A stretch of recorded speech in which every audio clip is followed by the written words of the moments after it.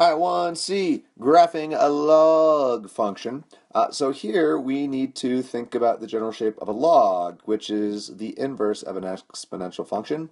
So that's going to have a vertical asymptote at x equals 0. It's going to have an x-intercept at 1, 0.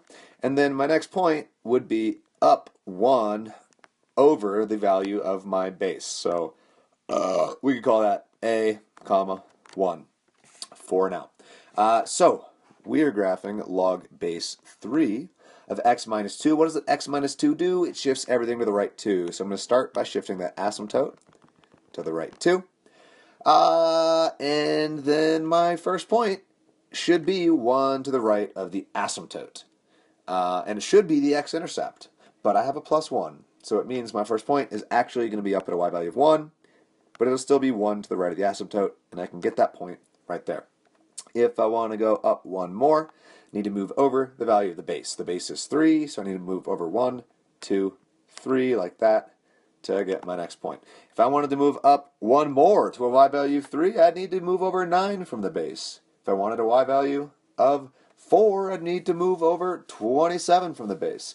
And then I need to move over 81 if I wanted 5. And if I wanted 6, I need to move over 243, right? We're moving over by powers of 3 each time. So I can sketch this dude in. It's going to look something like that. I can label these points. That was 3, 1. And this point was, what was that? 5, 2. And that should do it for the graph. But what about x-intercepts? Y-intercept? Well, this thing doesn't have a y-intercept. Range, it's going to be all real numbers. Y in the set of all real numbers. Domain, well, look at that asymptote. It's blocking us from going to the left of 2. So it has to be all x values that are greater than 2. That's not, good notation there, but it gets the point across, and that's what I'm going to do. But what about this x-intercept? Well, an x-intercept occurs when y is 0. So set y equal to 0. 0 equals log base 3 of x minus 2 plus 1. So solve for x. Subtract 1 from both sides. Negative 1 equals log base 3 of x minus 2. How do we get that x out? Well, we should rewrite it in exponential form.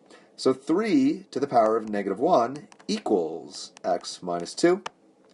3 to the power of negative 1 is the same as 1/3. I could add that 2 over, so 1/3 plus 2 equals x.